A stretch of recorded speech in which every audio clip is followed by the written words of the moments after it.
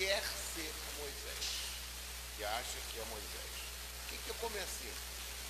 Deus fala comigo. Eu não preciso de estudo, não preciso de conhecimento, não preciso de nada. Deus fala comigo. Fala boca a boca comigo. Isso é muito perigoso. Por isso que eu iniciei o trabalho com esse homem. Eu tenho muito cuidado de falar com ele. Deus trouxe comida fresca.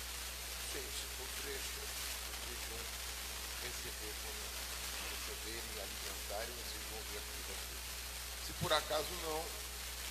Agora existe também um outro tipo de crente que critica a questão do trabalho de Moisés, que é a Miriam, que era a própria irmã de Moisés, a própria família dele. Tudo isso é uma coisa difícil de se lidar numa comunidade. Existem pessoas que acham que Deus fala boca a boca. Deus falou comigo, Deus falou comigo. É muito perigoso isso. Deus falou comigo isso, o outro. Deus falou o que sobre isso? Deus falou o que sobre isso? Deus falou o que? Você vai ver 3 coisas diferentes. Então Deus está errado. Vocês estão certos. Muito. Temor de Deus é o princípio da sabedoria. Amém? Eu não sou Moisés. Sou pastor. Estou aqui para conduzir vocês à unidade. Para vocês seguirem o caminho de Jesus. Não o meu, não. De Jesus que está na palavra de Deus. Vou errar. Moisés errou também, porque casou com uma mulher cuxita. Que mulher cuxita é essa? Mulher cuxita, uns dizem que é uma mulher negra, outros dizem que ela não era judia. Né? Há 2 interpretações. Porque o povo judeu tinha que casar com o povo judeu. E não podia casar com gente de outra raça, nem de outra espécie. Era só judeu, que é descendente de Abraão. Hoje em dia nós chamamos assim, se você é crente, casa com crente, porque é jugo desigual. Porque um vai querer ir para o centro espírita, o outro vai querer ir para a igreja, aí vai dar problema. Então nós devemos orientar que seja um jugo igual. Ah, pastor, mas aquele ali é uma... A regra é essa. Não estou falando que tem exceções e não vou citar isso, mas Deus quer é a unidade dentro da família, dentro da igreja, dentro da mente das pessoas e procurar estar no mesmo propósito. Então, amados, quando a gente vê isso aqui, tem crente Arão, que era o sacerdote, e também irmão de Moisés. É difícil, como que eles poderiam, Deus poderia conduzir um povo se tem 3 cabeças diferentes? 3 pessoas diferentes. Será que Deus não fala comigo, só fala com Moisés? Não, fala em sonhos, fala em revelação, fala também. Mas o líder, ele tem uma autoridade maior para poder conduzir a fé do rebanho. Senão, mano, o rebanho todo fica perdido. Jesus diz, casa dividida não prospera. Amém, queridos? E claro. Então, amados, quando a gente vê a carta de Paulo aos Filipenses, o que eu vejo? Eu vejo uma estrutura de igreja formada pela unidade. Teve problemas? Teve, e Paulo vai falar do problema nessa carta que nós estamos estudando. Paulo vai citar o problema de pessoas que ali estavam e tentavam dividir. Né? Mas a igreja é uma igreja modelo para a gente seguir.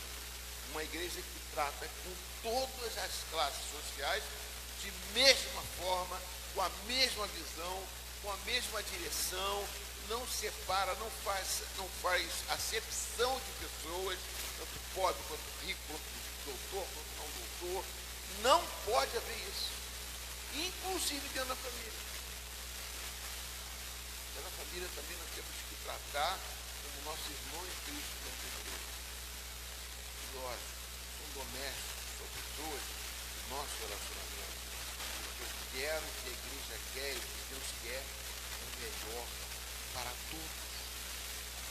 Amém, queridos? É isso que essa introdução, eu vou chamar de Alexandre para louvar o Senhor. Um hino, assim, só. Tá, deixa, porque não precisa, não quer não, senta aí. Fica aí, fica à vontade, estou liberdade. Se não tá, vamos continuar então, amados. Eu quero que o Tiago, eu pedi para passar uma sinopse, uma síntese da carta de Filipenses, de Paulo aos Filipenses para nós. Vai agora ou vai? Dá para passar agora, Tiago? Não, ou vai demorar um pouquinho que eu vou orando aqui. Vamos ficar de pé e vamos orar. Eu não orei ainda.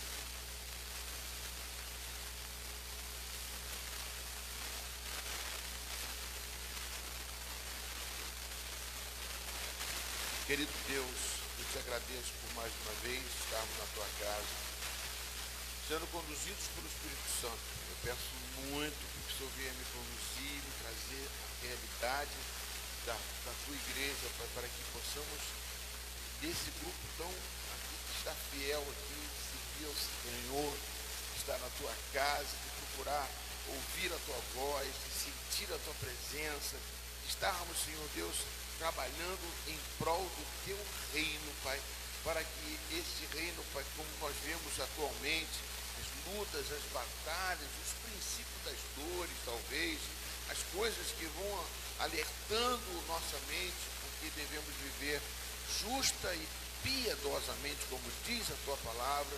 Por isso, Pai, nos ensina, nos traz a tua verdade e nos traz a tua palavra, em nome de Jesus Cristo. Amém? Pode sentar, queridos. É só uma introdução. Eu achei esse esboço tão interessante que eu acho que vale a pena a gente pegar. Eu vou pedir até o Tiago de repente para você parar em alguns momentos que eu vou comentar. Amém? Dá para ver todo mundo daí? Vê se vai dar para ver. Eu esqueci de botar. Apaga tudo isso.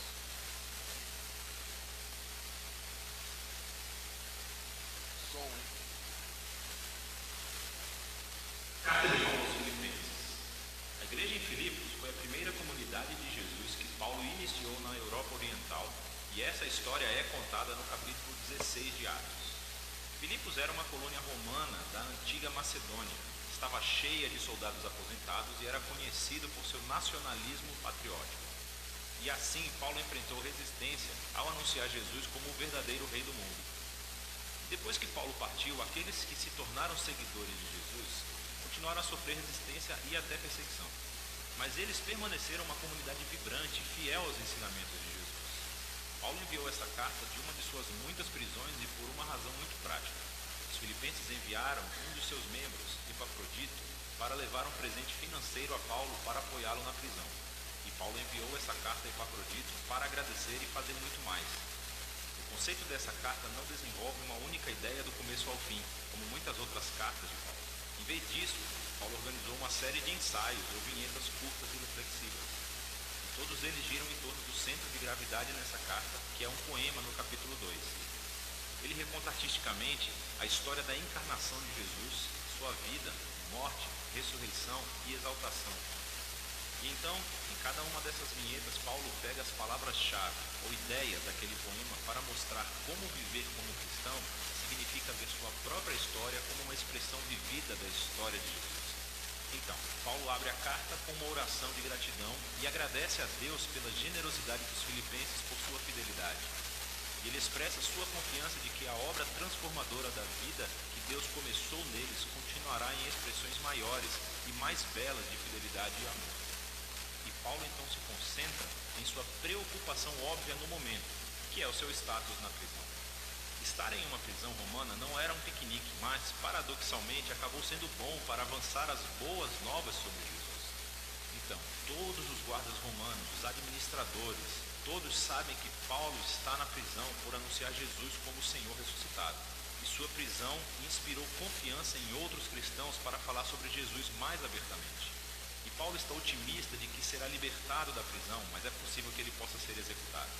E ao refletir a respeito, isso realmente não seria tão ruim, pois, para mim, diz Paulo, a vida é o Messias, e assim morrer seria um ganho. Para Paulo, sua vida no presente e no futuro é definida pela vida e amor de Jesus por ele. E então, se ele for executado, isso significa que ele estará presente com Jesus, o que seria ótimo para ele. E se ele for libertado, isso significaria que ele poderia continuar trabalhando para iniciar mais comunidade de Jesus, o que seria melhor para as outras pessoas. E é isso que ele espera. Dá uma paradinha. Deu para entender? Algumas pessoas já conhecem, já deu para entender. Como eu comecei o estudo com vocês, foi no em Atos capítulo 16, amém? Onde iniciou, onde tem o relato da fundação da igreja, como eu te falei, e da importância que eu estou dando essa introdução para vocês, que nós estamos no mundo, mas não somos desse mundo. O que você sofre nesse mundo é passageiro. Romanos capítulo 8, versículo 18, fala que a glória que está por vir é muito maior do que a glória que está aqui. A glória que está por vir é a realização, é o sonho, é a verdade que tem, não é só um sonho, mas é uma verdade que não é utopia, é uma coisa real que nós vamos viver com Cristo. Então nós estamos aqui de passagem, nós estamos aqui, amados, para cumprir uma missão que Deus deixou ao homem. E Ele deixou para quem quer ser igreja. É uma coisa que é importante, é uma responsabilidade. E a vida aqui na terra, quando nós vamos ver nessa carta, Paulo traz uma dizendo assim, eu não me importo mais em viver aqui nessa terra, eu posso partir e estar com Jesus, que é muito melhor. Viver para mim é Cristo, morrer é lucro. Ele diz em Filipenses capítulo 1, versículo 21. Então ele quer dizer isso, mas não é isso para nós. Nós temos família, nós temos vida, nós podemos nos distrair e divertir. Mas 168 horas por semana, se você é cristão, você tem que se dedicar a uma missão aqui na terra. Nem que seja aparentemente pequena, mas para Deus nada é pequeno. Tudo é importante. Então, essa parte da igreja que nós estamos tendo agora, essa vinda de pessoas que Deus está enviando, é para que nós possamos ter essa responsabilidade de estarmos unidos em Cristo. E compreendemos, eu posso errar, eu posso casar com uma mulher coxita, não, eu vou casar com Ana pro resto da minha vida, minha esposa. Mas uma coisa é certa, eu quero que você se experimente justos nesta missão que nós temos como igreja do Senhor. Amém? E a importância de estarmos aqui,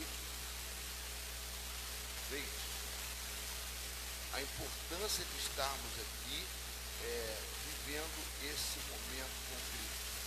E eu confesso, mesmo não falando assim, aquela guerra lá na Palestina está te influenciando, pastor? Não, porque eu comecei esse trabalho antes disso.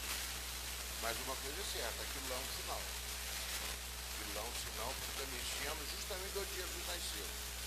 Onde muitas pessoas estavam lá visitando, fazendo.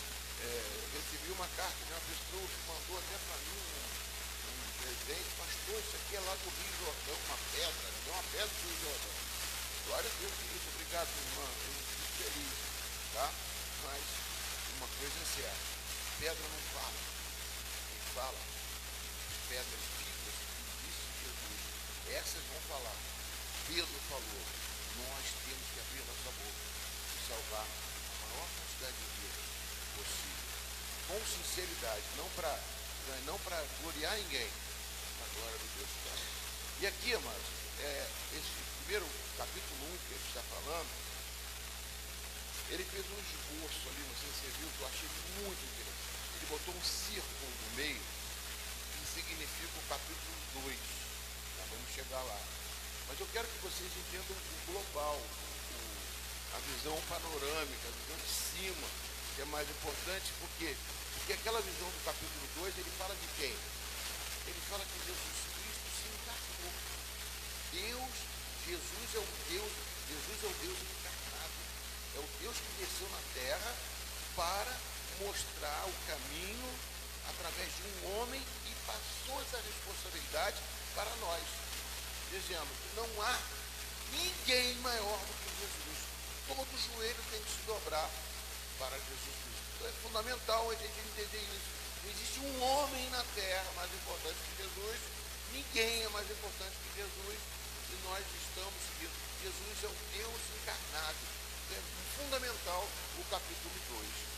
Aqui, no capítulo 1, que eu vou falar mais especificamente, desde o versículo 1 até o versículo 11, e o versículo 12 ao 26, ele fala sobre esta alegria de Paulo escrever uma carta na prisão para esta igreja.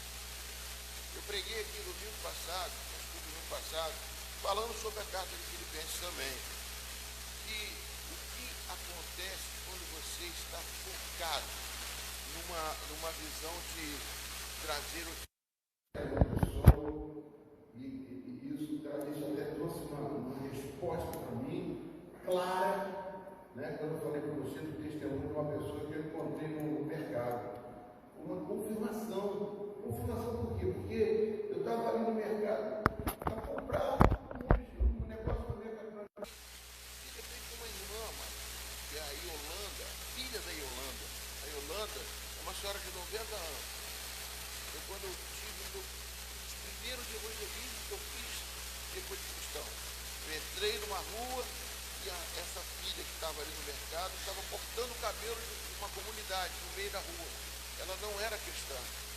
E eu falei, eu saltei do carro e falei assim, pessoal, vamos evangelizar nessa rua. Eu entrei nessa rua, por quê? Eu falei, não sei, estou sentindo que é para aqui, vamos lá. O Espírito Santo está me conduzindo, eu não sei, vamos lá. Quando eu vi esse grupo de pessoas cortando cabelo, aquele animado, eu cheguei e falei assim, opa, cheguei no lugar certo, eu quero cortar meu cabelo, comecei a mexer com as pessoas e falei de Jesus para todo mundo ali. Falei, mas antes eu vou fazer um culto. Fiz um culto e a Yolanda aceitou Jesus e até hoje ela ora por mim. E essa filha da Yolanda estava no mercado e quando ela estava com um grupo de pessoas, ela chegou para mim e, pastor, você está aqui? Bíblia sobre Jesus, eu fizemos quase um culto ali dentro do mercado. Mas Deus não trouxe só para isso. Trouxe para dizer a importância de a gente estar ligado no Senhor, de fazer o trabalho da obra de Deus, e que o trabalho que você faz, está escrito em 1 Coríntios, capítulo 15, versículo 58, o trabalho que você faz para Deus nunca será vão. Uma pessoa que você leve para Jesus, isso vai servir de alento para você para o resto da vida. Paulo está dizendo isso nessa carta. Ele estava na cadeia, mas a recordação que ele teve de Filipenses, do povo de lá, foi tão gratificante que trazia alegria para ele. A recordação de você levar o evangelho a uma pessoa foi a mesma coisa que eu senti no mercado. Mesma coisa não, Paulo sentiu muito mais. Mas é uma coisa muito boa você ver uma pessoa que você falou de Jesus e essa pessoa está frutificando. É fundamental. Amém, queridos? Vamos abrir então agora, deixa parado aqui, no capítulo 1 de Filipenses.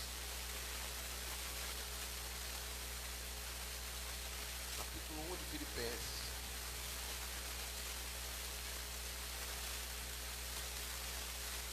Carta de Paulo aos Filipenses, capítulo 1.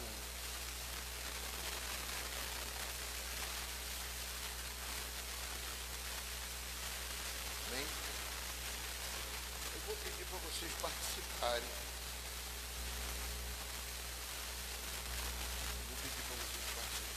O Gabriel está lendo o versículo 1 e 2.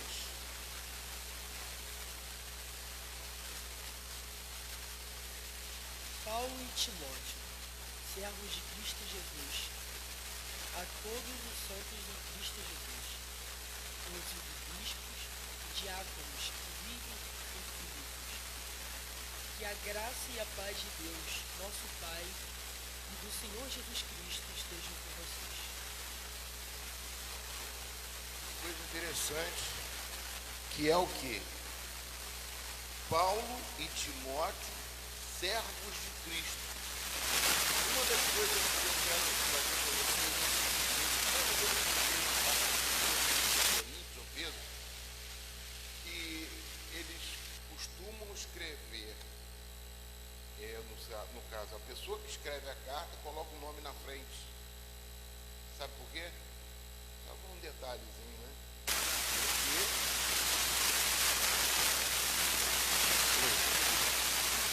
O detalhezinho.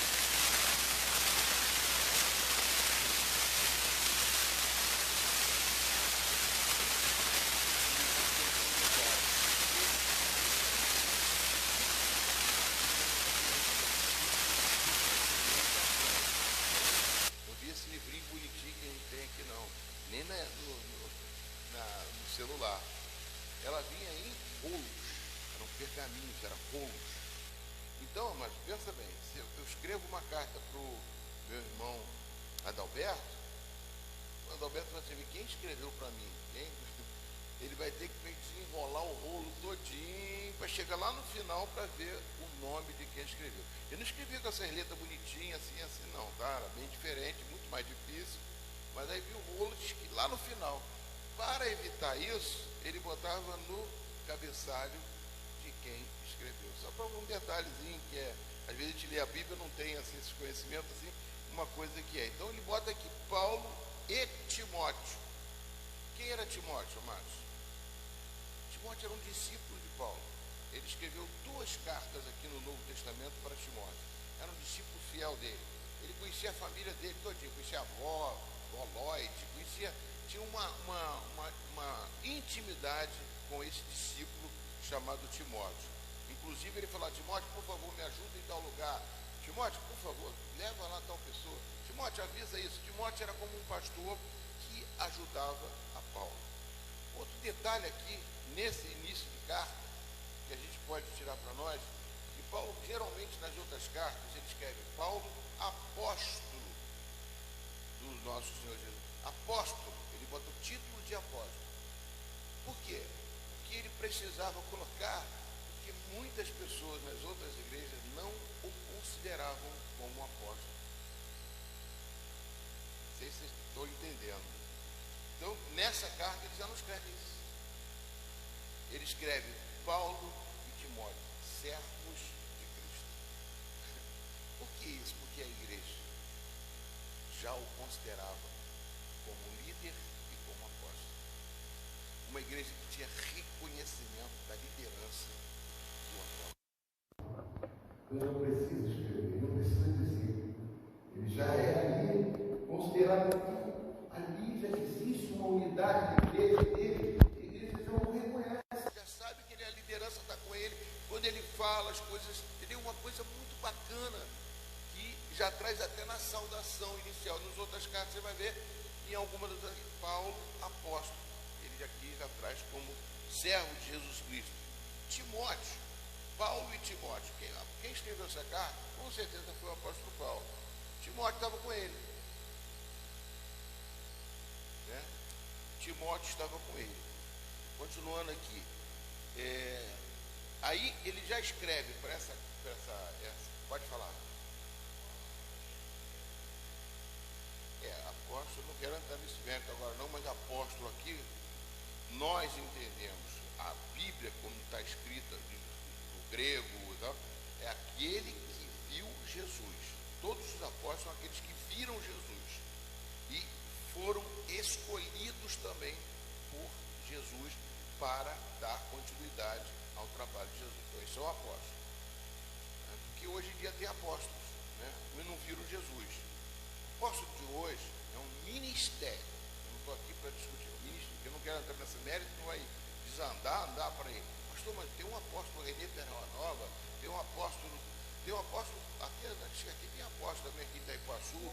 Apóstolo significa o termo enviado.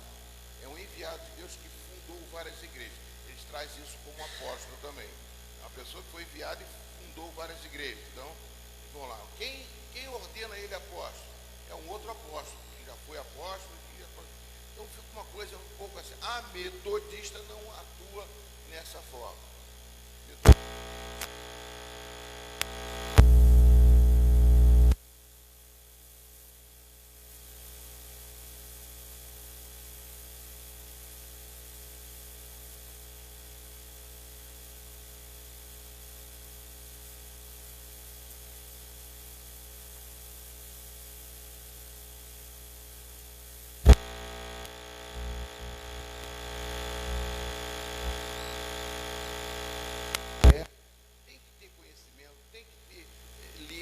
Letra, não falo a letra mata, mas tem que ter conhecimento, tem que passar por certa situação.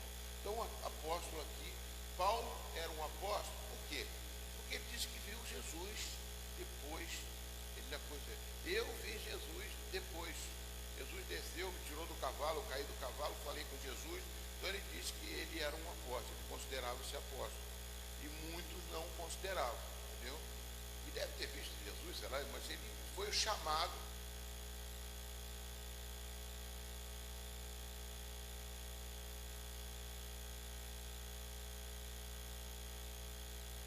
apóstolo de Jesus Cristo, todo mundo, a igreja toda, quando não era apóstolo, era meio, então era uma coisa, uma questão de liderança.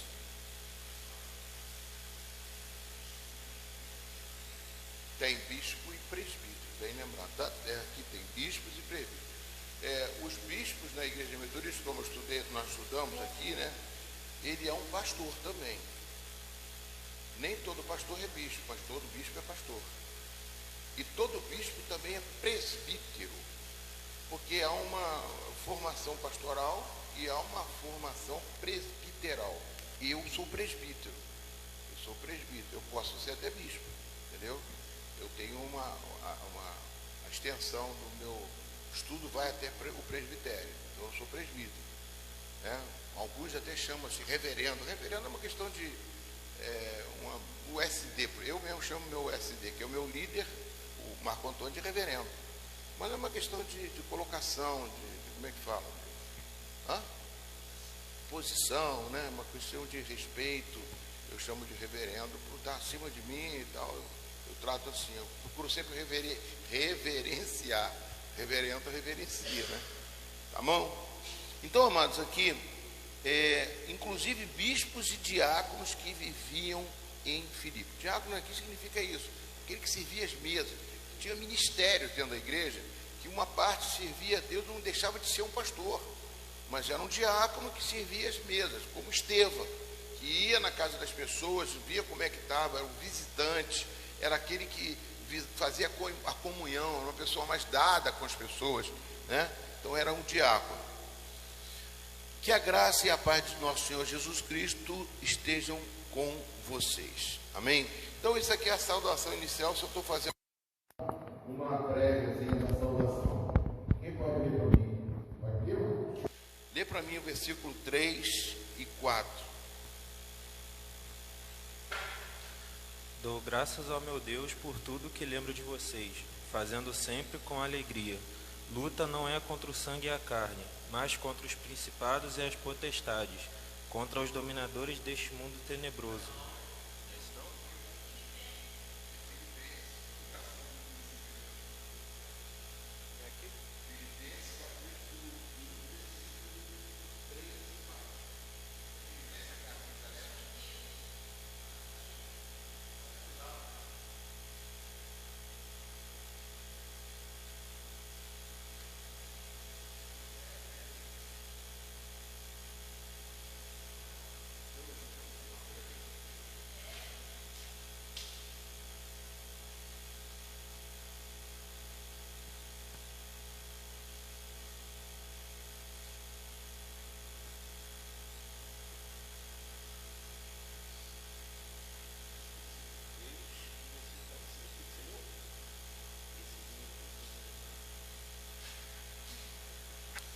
Dou graças ao meu Deus por tudo que lembro de vocês, fazendo sempre com alegria, súplicas por todos vocês, em todas as minhas orações.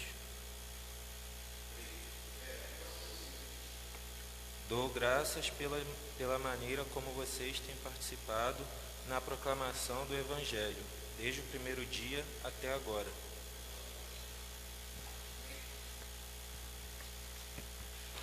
Então ele diz aqui, logo no princípio, ele agradece a Deus pela lembrança dessa igreja. É uma coisa interessante, amados, que ele fala que ele lembra dessa igreja com boa lembrança.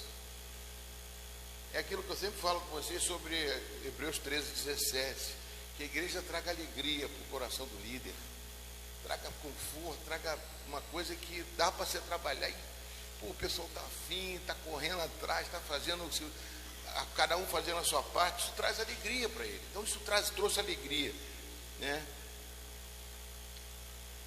É necessário relatar também que Paulo escreve com alegria, né? Por se tratar de uma igreja que colaborou até com ele no ministério financeiro, não somente em Filipe, mas também em outra, em Tessalônica, né? Uma igreja que se preocupava com Paulo verdadeiramente. Então, isso é uma situação de que trazia alegria para ele. Até isso a igreja se preocupou. A igreja mandou oferta para ele lá na prisão, através de Epafrodito, aquele texto que eu li, capítulo 4, versículo 18, trouxeram até oferta para ele, para ver como é que ele estava vivendo. Uma pessoa que foi muito querida. Com a fundação da igreja de Filipenses, trouxe muita gratidão. Por isso que ele falou: eu agradeço muito por ter estar com vocês. Me alegra muito, né? Dou graças por Deus por tudo que lembro de vocês. E uma coisa importante, amados, que presta bem atenção aqui. A lembrança dele tem coisas ali que deviam ser ruins. Ele foi açoitado ali. Quando ele foi preso, ele levou chicotada, foi colocado no cárcere, ficou lá no fundo do cárcere. Ele apanhou. Então ele teve uma passagem ali que sofreu muito. Mas nem tudo que você sofre pelo Evangelho vai permanecer em sofrimento. Nem tudo que você esteja passando agora vai ser um motivo de tristeza, vai ser um motivo de, muitas vezes, aquilo que você está passando vai se tornar uma chave para muitos caminhos abençoados da sua vida. É um aprendizado constante. É por isso que traz alegria. Às vezes você está numa situação que o pastor nunca queria passar por isso. Teve coisas que eu lembro e eu não quero passar. Mas eu procuro tirar dali e fazer, não, tem que ser para alguma coisa. Se eu estou passando por uma dificuldade, estou passando por uma luta, tem algum propósito para que Deus lá na frente Ele venha me mostrar e me dar alegria. Mesmo que seja uma perda. Porque nós estamos aqui para servir a Deus. E Deus é soberano sobre todas as situações que acontecem na face da terra. Ele tem resposta para tudo, pode não ter agora. Eu vi uma entrevista na televisão que a pessoa perguntou uma coisa sobre isso. E eu falei, poxa, eu tenho uma resposta diferente. A pessoa falou que não tem resposta para certas coisas na Bíblia. Mas para mim tem, porque em tudo há um propósito de Deus. Pode ser que eu não tenha resposta aqui, mas quando eu estiver com Deus, Ele vai me responder, Ele vai me dizer, Ele tem um propósito. E por que Jó sofreu tanto? Eu, sinceramente, né, tem coisas que acontecem que eu falo, não tem como dizer por quê, mas tem um propósito de Deus. Da tua vida, se você está na igreja, se você é uma igreja do Senhor, Deus está olhando por você. O sofrimento todo que ele passou, ele foi chicoteado, foi afrontado. Ele falou, mesmo sendo romano, ele foi lá, apanhou, mas foi gratificante. Teve um terremoto, em vez de ele lembrar da tristeza, ele lembra do terremoto que Deus mandou, que abriu as cadeias todas, do carcereiro que ia se suicidar, ele falou para não se suicidar, da mulher que tentou lá mesmo contra ele, lá falando que ele era isso, tentando atrapalhar o caminho dele da pregação, ele foi, apanhou por causa daquilo. Mas eu acho que ele tem recordações aqui que traz alegria para ele. É o que ele diz, dou graças a meu Deus por tudo que eu lembro de vocês, fazendo sempre com alegria. E ele depois ele diz, súplicas por todos vocês em todas as minhas orações. Ah, vale a pena. Quando eu lembro de uma situação como aconteceu comigo, quando eu lembro de uma situação de vocês, puxa, como é bom estar me ajoelhando e orando por vocês, querendo ver a solução do problema de vocês, querendo ver que tudo se resolva o mais rápido possível, mas que haja uma resposta de Deus. Eu não quero só que se resolva, eu peço que Deus mostre para você que Ele está ciente de tudo que está acontecendo e que Ele vai te dar uma resposta que lá na frente você vai ver, muito obrigado. Eu entendi o que Deus estava fazendo na minha vida. Eu estava precisando disso. Eu precisava passar por alguma coisa para despertar da minha vida, para poder mudar a minha direção. Eu fico olhando para o rostinho de vocês, algumas histórias eu conheço, e eu vejo que isso trouxe você para Cristo, né? Reconhecendo algumas coisas. E quando você chega para mim e retorna alguma coisa para mim, meu Deus do céu, é motivo de alegria, é motivo de vida. Mas isso vai acontecer com vocês. As pessoas vão ligar, vão dizer, poxa, lembra daquilo? Você, eu quero esquecer daquilo. Não, você não quer esquecer. Aquilo lá foi Deus usando você como instrumento. É muito bom. Quando alguém chega para mim e fala de alguma coisa de vocês, se eu puder, na mesma hora eu passo para vocês. Alguém ouviu isso, alguém falou aquilo, e de vocês e tal, tem que falar. Porque é muito importante. Continuando, amados. Dou graças pela maneira como vocês têm participado na proclamação do Evangelho. Desde o primeiro dia até agora. Meu Deus, é desde o primeiro dia que ele estava lá. Então ele dava graças. Poxa, porque tudo que traz aqui da proclamação do Evangelho, quer dizer, eu ensinei você a proclamar o Evangelho, a falar para você. Você pegou isso aí e não ficou só guardado com você, você usou. É legal, né? Quando a gente pega assim, por exemplo, eu fiz uma doação de um aparelho, de repente eu vejo lá a pessoa, de vez pegou o aparelho, está usando, está fazendo, está acontecendo. Eu falei, caramba, legal. Eu dei aquele negócio para ele. Teve gente lá que às vezes pega algumas coisas que eu não estou usando mais, eu dou, a pessoa pega aquilo ali, começa a usar e faz, fiz isso aqui, fiz aquilo. Eu falei, pô, que bacana, velho. Ultimamente agora eu tinha um criado mudo que nós tínhamos, eu e Ana, já é criado mudo, né? Ele é aquele negocinho que fica do lado da cama. Pô, desde quando nós fomos morar a primeira vez lá, já estava tão antiguinho ali já, a gente já estava, né, de mogno, bom, de boa qualidade. Eu fui, dei com o rapaz lá fora ali, o rapaz ficou tão agradecido.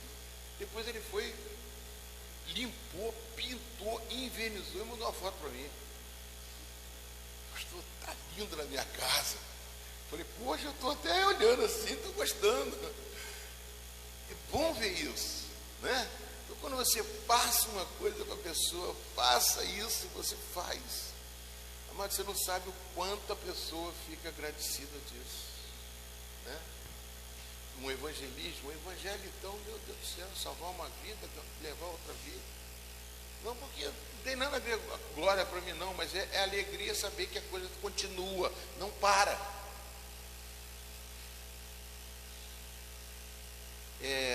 Desde o primeiro dia até agora, estou certo de que aquele que começou a boa obra em vocês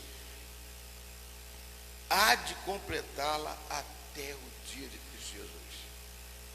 Aí ele foi mais fundo, Paulo foi profundo. Eu quero que essa obra que começou com vocês, né? Não precisa ser eu que comecei, outros que começaram, ajudaram, como Milton, mas eu sei que eu fiz uma parte. Eu quero que até no dia lá no céu eu vou encontrar com vocês. Olha para Maria Helena aqui, vou encontrar com Maria Helena e seu Joaquim lá no céu. A gente vai lembrar daquilo ali, aquela decisão que ele tomou ali, parecia que nunca queria, de repente você, eu vou batizar e minha esposa vai batizar comigo. Mas a esposa já queria batizar há muito mais tempo, mas ela falou, eu quero batizar junto com ele. E foi uma outra confirmação, tanta confirmação naquele batismo, porque eu batizei aqui, né? E não fiz o batismo por imersão, fiz o batismo de aspersão. Senão que Deus permitiu o batismo de aspersão. Não é a quantidade de água que faz ficar mais crente e menos crente. O importante é a porção, é o coração que você está ali se entregando para o batismo.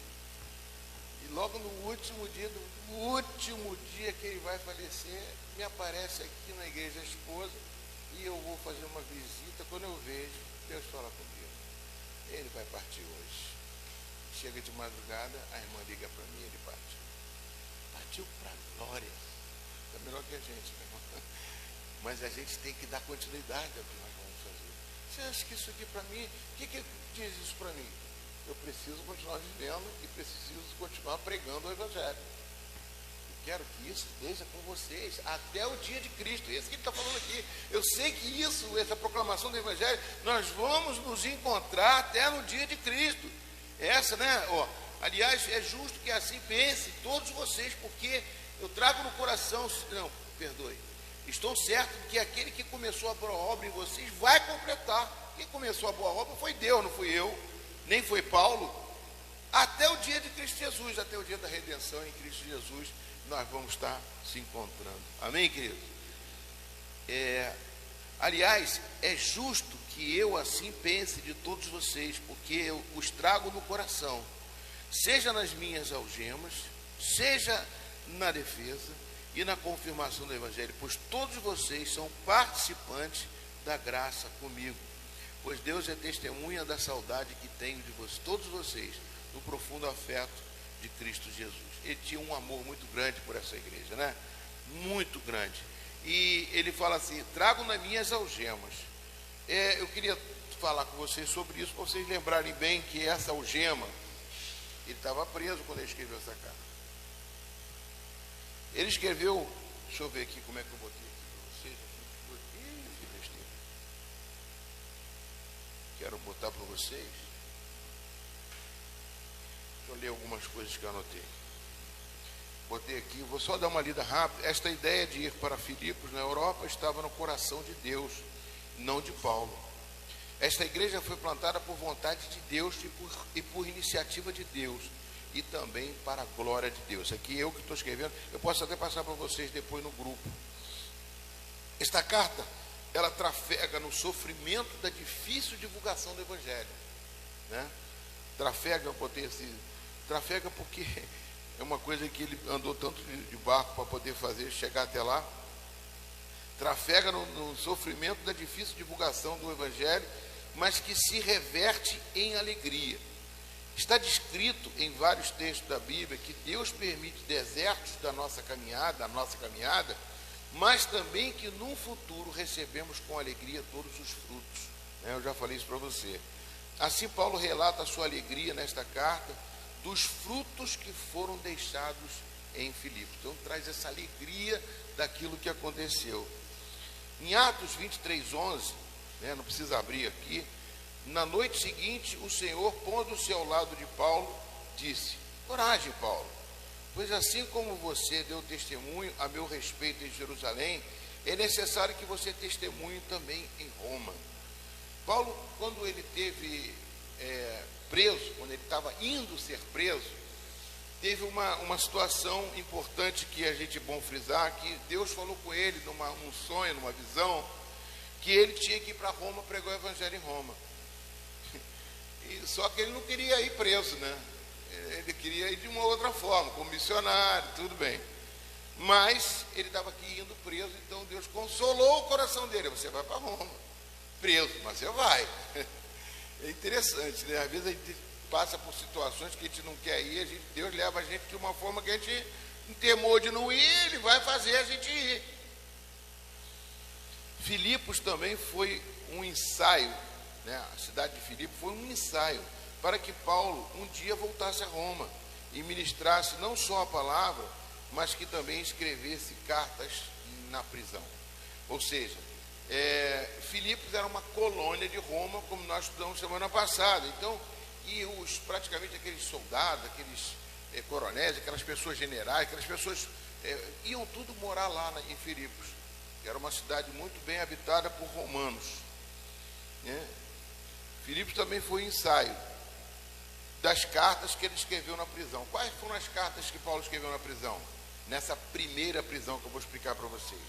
Efésios, cartas aos Efésios, carta aos Filipenses, aos Colossenses e ao Filemão. Ele escreveu quatro cartas a 4 igrejas que estão escritas na Bíblia, e essas cartas foram escritas na primeira prisão de Paulo. Porque teve segunda? Teve a segunda prisão, acho que eu já comentei aqui com vocês. A primeira prisão, ele foi no capítulo de Atos, capítulo 28, quando eu li semana passada para vocês, que ele alugou uma casa lá, e quem guardava ele era a guarda pretoriana. O que é isso? Por ele ser romano, uma pessoa que já teve muita envergadura, e prenderam ele, um cidadão, então ele foi preso com certas regalias. E a guarda pretoriana, uma cela especial.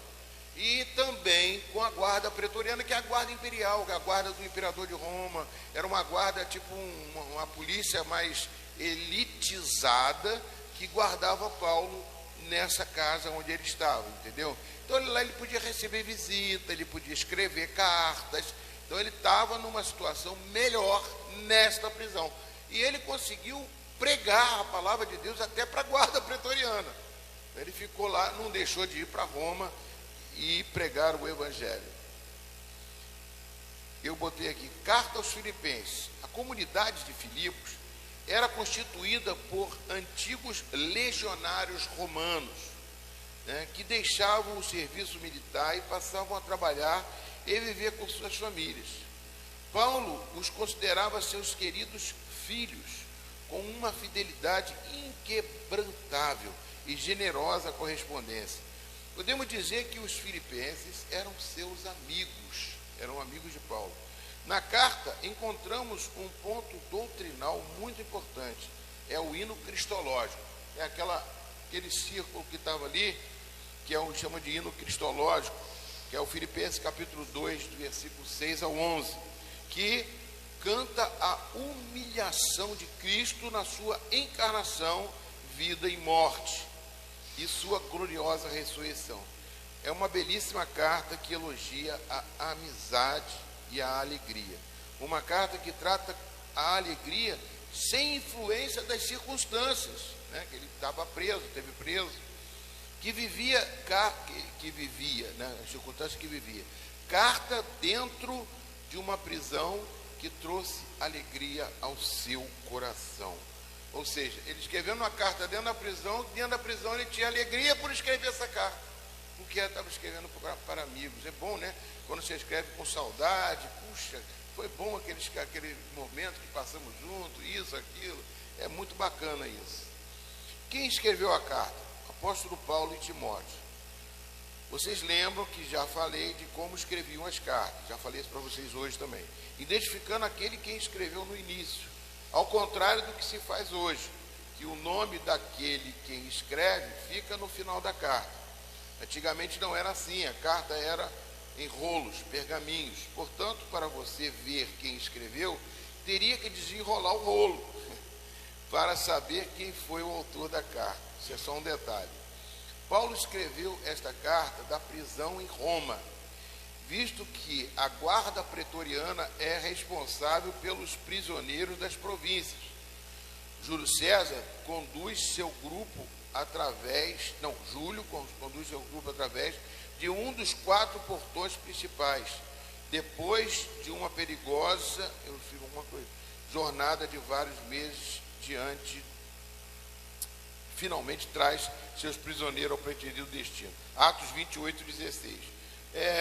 Aqui conta a questão da prisão de Paulo, como ele chegou até essa prisão. Numa casa alugada por ele mesmo, mas sob a vigilância da guarda pretoriana, onde também ele escreveu umas 4 cartas, Efésios, Filipenses, Colossenses e Filemão. No capítulo 2 da carta dos Filipenses, podemos perceber, no versículo 23 e 24, que Paulo ainda tinha esperanças de rever os irmãos. Quem puder abrir para mim? Os irmãos. Portanto, deixa claro que escreveu esta carta ainda quando estava na casa alugada da primeira prisão. Capítulo 2 de Filipenses, versículo 23 e 24. Quem está com ela aberta? Vou usar esses. Pode ler.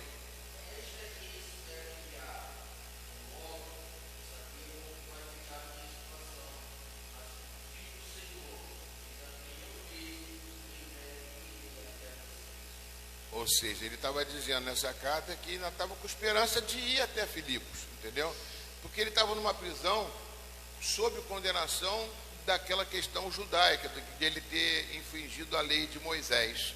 Então ali em Roma ele estava sendo meio que, como é que se chama assim, não ia dar uma prisão perpétua para ele, entendeu? Porque a prisão era uma causa praticamente ganha para ele. Infringiu, e ali os romanos iam julgar ele como inocente, entendeu? Então ele estava com esperança de sair, né, da primeira prisão, que ele escreveu essas 4 cartas.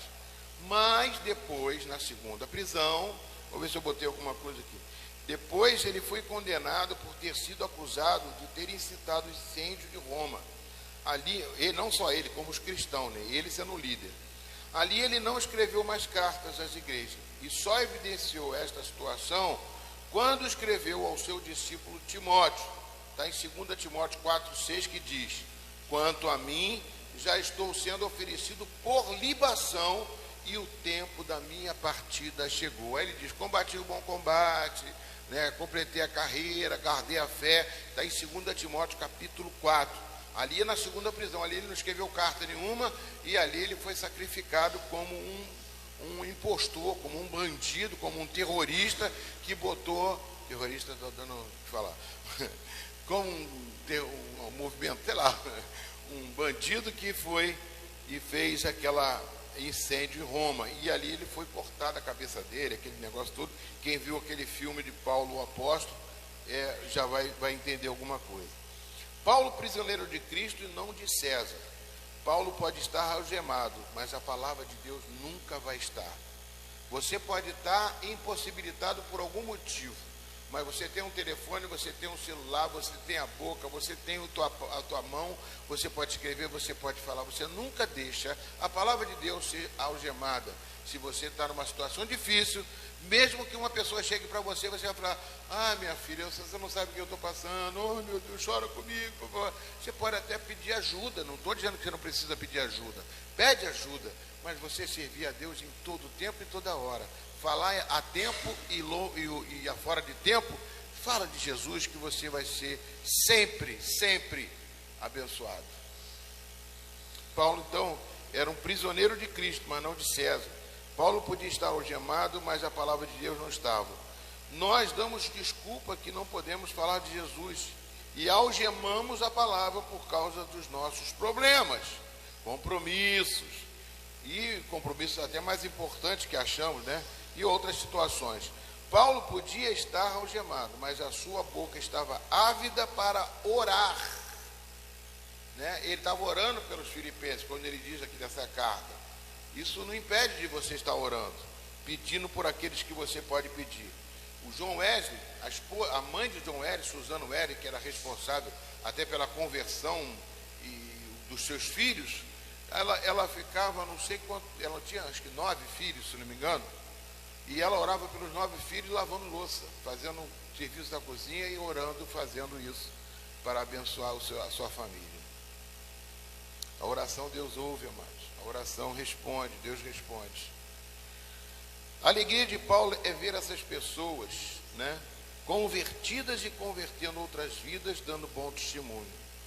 A reciprocidade da igreja traz para nós incentivo e inspiração.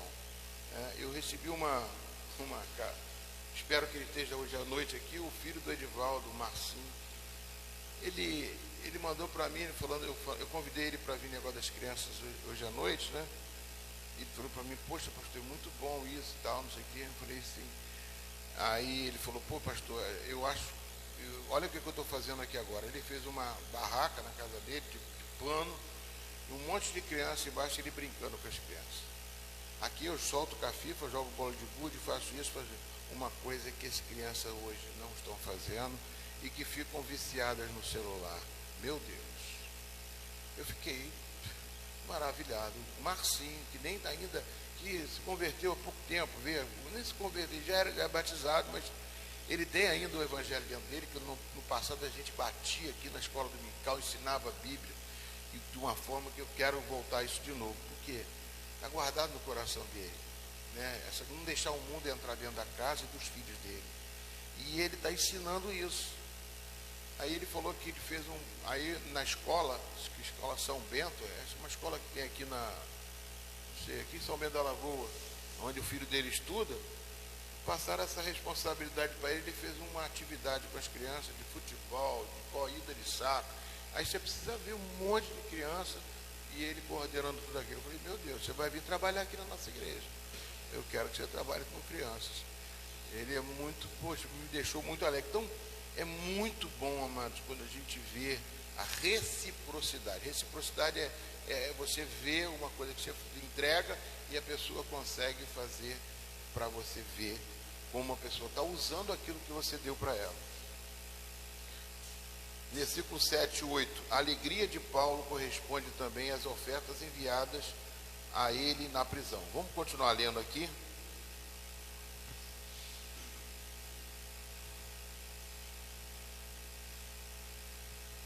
Amém?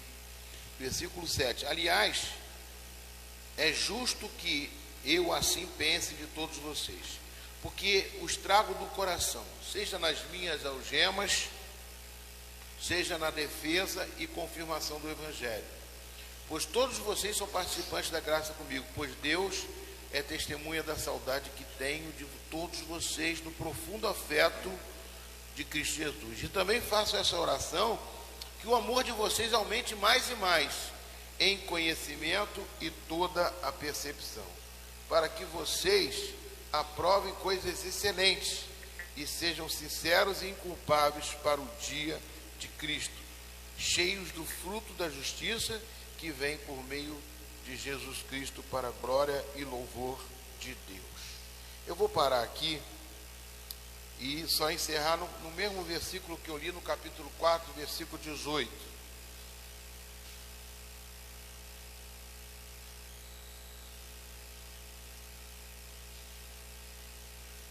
Eu vou ver o capítulo, Filipenses 4. Vou ver outros textos aqui, que eu não botei no meu script.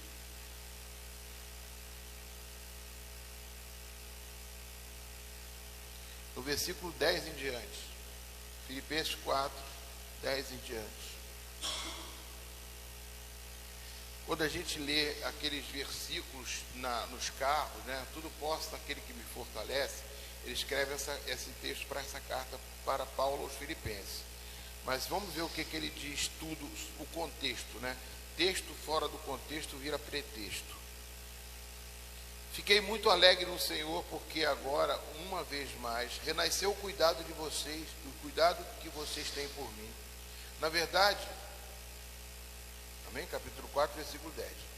Na verdade, vocês já tinham esse cuidado antes, só que lhes faltava oportunidade.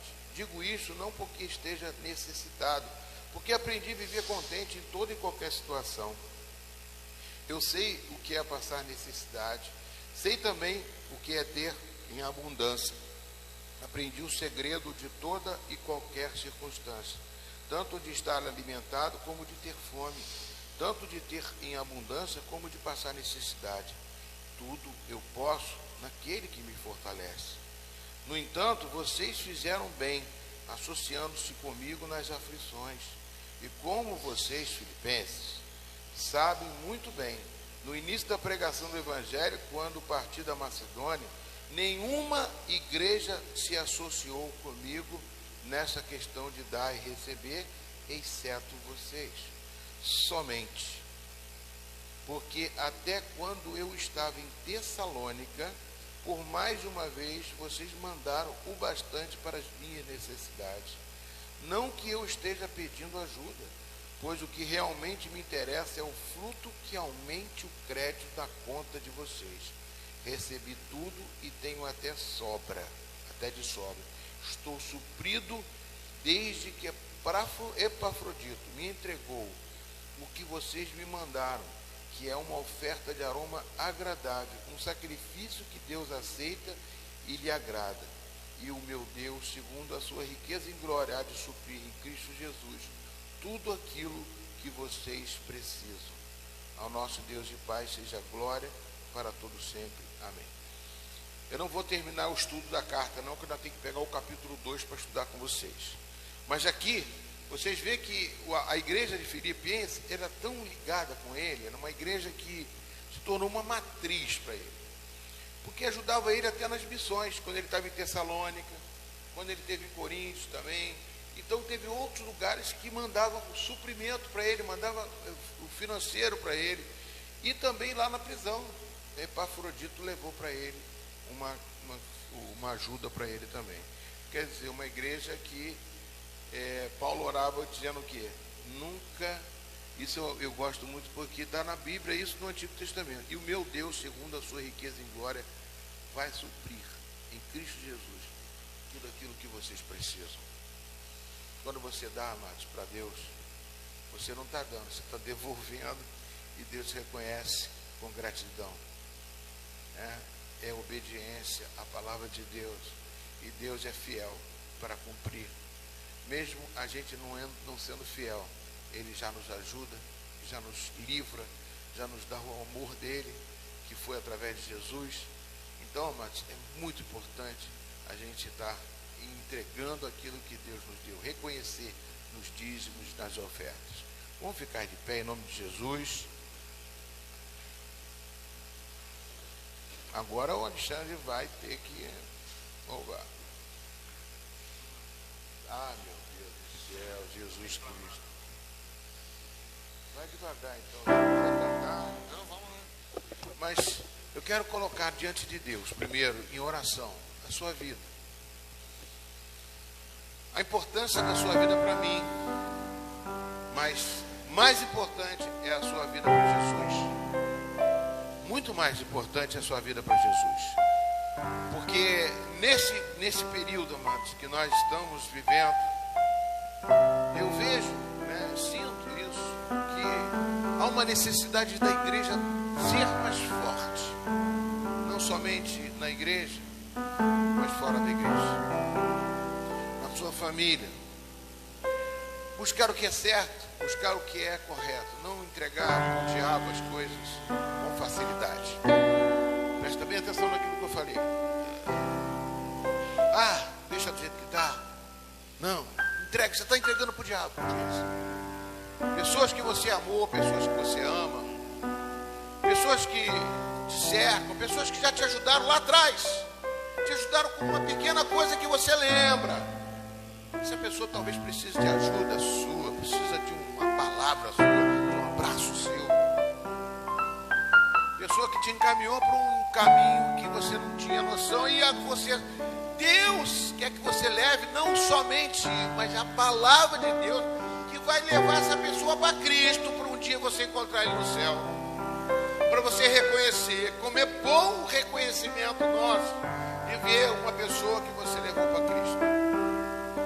É bom, mas a gente dá um testemunho, não só aqui na frente é para edificação, mas não é para orgulho, não é para edificação nossa também, dentro da gente saber que nós estamos sendo uma árvore que dá fruto, que não precisa ser cortada os nossos galhos, porque árvore que não dá fruto, João capítulo 15, ele diz que a videira que não dá fruto, ele corta, para que o outro galho que vai surgir dê mais fruto ainda.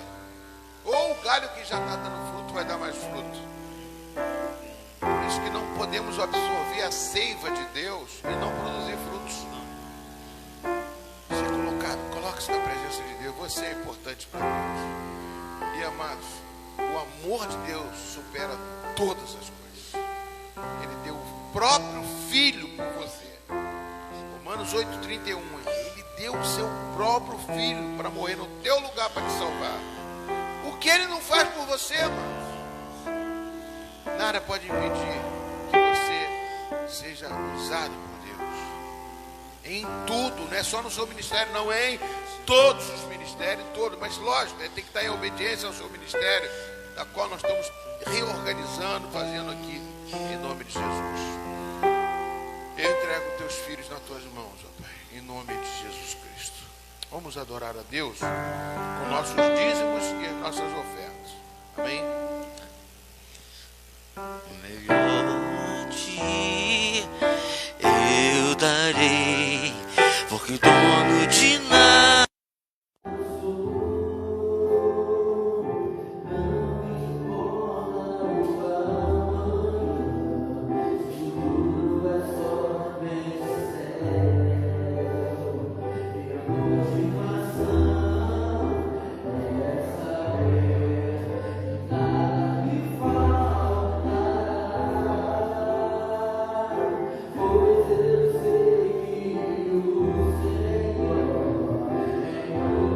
Senhor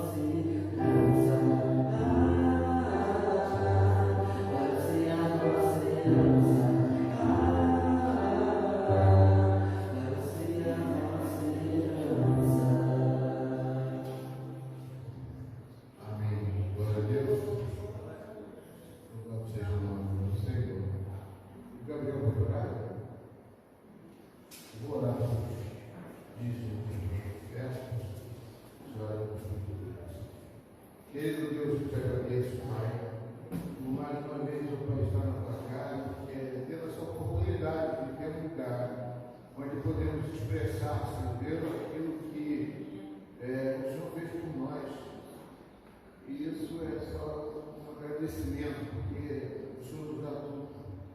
Neste momento eu quero abençoar a oferta do teu dízimo, declarando, Senhor Deus, que representa isso aqui o trabalho dos teus filhos. Que o Senhor deu para eles, o Senhor sustenta eles. Mas eu clamo a Deus, Pai, que tu disseste para pedir está sendo lá na porta do teu trono, para abençoar todos eles, aquele que não trouxe também, mas que seja, Senhor Deus, venha ser abençoado com o trabalho, venha ser abençoado com o cliente. Tu sabes, meu Pai, tem aqui pessoas, meu Pai, que vivem dependendo dos clientes, né, que são profissionais liberais, são empresários, são pessoas que precisam de um apoio, de uma força, e são teus filhos, Pai, eles precisam prosperar. Repreendo toda ação do mal contra a vida deles e abençoo em nome de Jesus tudo o que o Senhor traz para eles, a vida deles, faz o melhor. Como disse em Filipenses 4,19, que o Senhor supra todas as suas necessidades em Cristo Jesus que fortalece. Também peço pela igreja que nós possamos nunca faltar aqui aquilo que é necessário para que seja ministrada a sua palavra.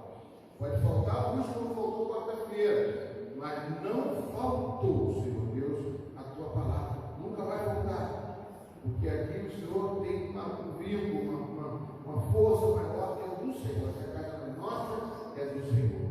Eu te peço no nome de Jesus. Senhor, meu Deus, meu Pai, eu venho aqui falar pelos pedidos que as pessoas fizeram o primeiro passo, que foi colocar aqui para frente. Que esses pedidos sejam realizados, mas não no nosso tempo, e sim no seu. O Senhor sabe de todas as coisas. O Senhor sabe o momento exato que é para acontecer. Eu venho pedir também pelo Lucas. Eu não sei o que vai acontecendo com ele, mas que o Senhor esteja ao lado dele, protegendo e guiando ele da sua maneira. Em nome de Jesus, amém. Para não colocar o Gleice, a Márcia e do Mateus também, Pai, em nome de Jesus, para que o Senhor venha abençoar a família, da situação, da vida deles contigo, Senhor Deus, repreendemos toda ação do mal que tenta contra a família, Senhor, contra eles, estando eles na tua presença. Em nome de Jesus. Todos os enfermos da nossa igreja, essas situações que ocorreram, Pai, o Senhor estenda as suas mãos para curar todos os enfermos, restabelecidos pelo culto de hoje à noite também, em nome de Jesus. Amém. Pode se sentar um minutinho, irmão? Eu queria chamar a Ana aqui. Nós temos avisos importantes.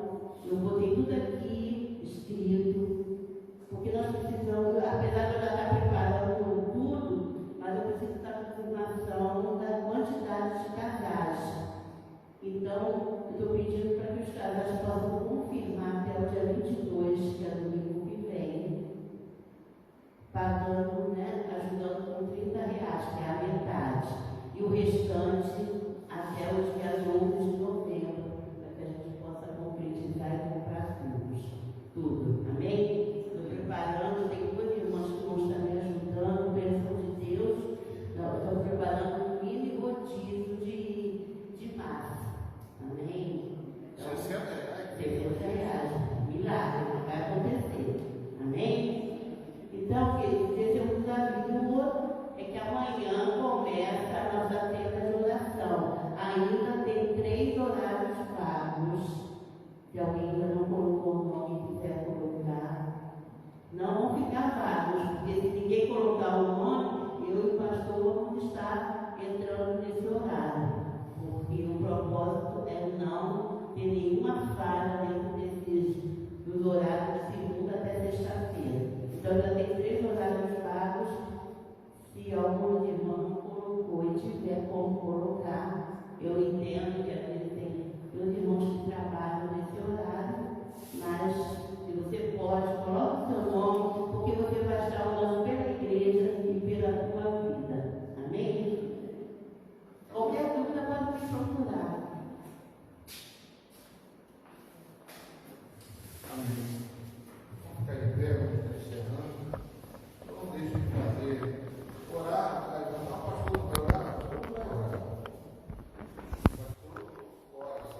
agora, pastor, a obrigação de estar orando o tempo todo pela igreja. Agora, é bom você estar somando, né? Como eu falei, era bom que estivesse sobrando ali, para na próxima eu vou botar de 4 à meia-noite, vou fazer uma coisa maior. Coloco diante de ti, Senhor Deus, a tua igreja. Culto de hoje à noite, ó Pai, onde também estaremos preparando alguma coisinha para o Dia das Crianças, que foi dia 12, que nós vamos lembrar desse momento, Pai. Pedindo ao Senhor, Pai, que tu venhas a fazer com que a palavra ministrada seja estudada por eles, na casa deles. Que não só essa palavra, né, Pai, mas que sejam conduzidos para que possam crescer cada vez mais e produzir, queiram produzir. Pai, em nome de Jesus, faça com que nós possamos ter os nossos eventos preenchidos também com a presença de todos e nos cultos também, Senhor Deus, aonde nós estamos fazendo, Pai. Por isso, Pai, eu entrego tudo em tuas mãos, ó Pai. Peço também, Senhor Deus, pelos eventos que teremos em outras igrejas. Teremos, ó Pai, dia 2, acho que 2 de novembro, se não me engano, um louvor na igreja do Fonseca, onde eles estiveram aqui conosco. E nós temos que estar lá, Senhor Deus. Eu quero fazer com que a nossa igreja também seja não só recebendo, mas também visitando. Portanto, Senhor Deus, faça com que nossa igreja possa começar a se preparar também para estar em outros locais, Pai.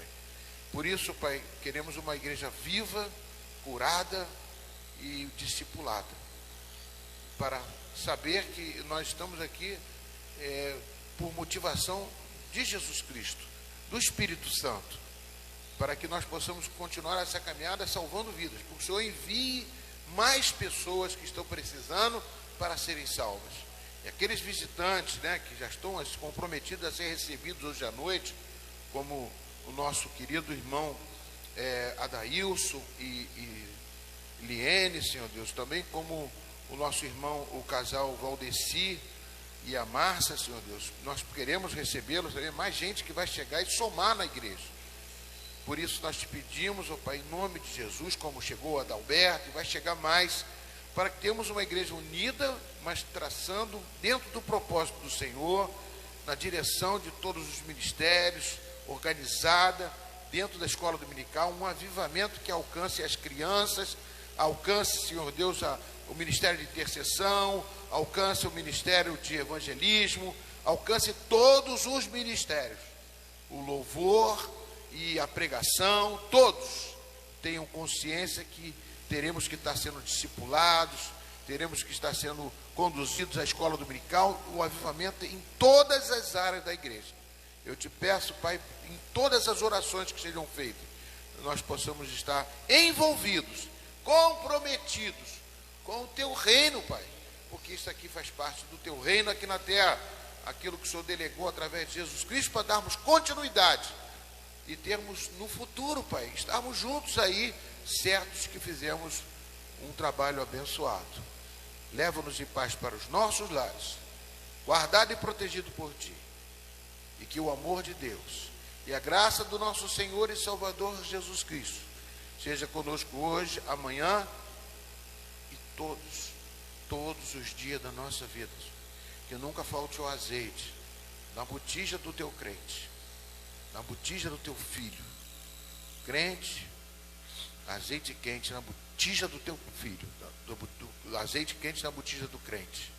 Eu abençoo teus filhos, em nome do Pai, do Filho e do Espírito Santo. Que a graça do nosso Senhor e Salvador Jesus Cristo, o amor de Deus, nosso Pai, e a plena e total comunhão do Espírito Santo de Deus seja com cada um. Em nome de Jesus.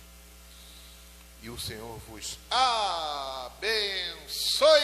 Pode bater palmas para Jesus.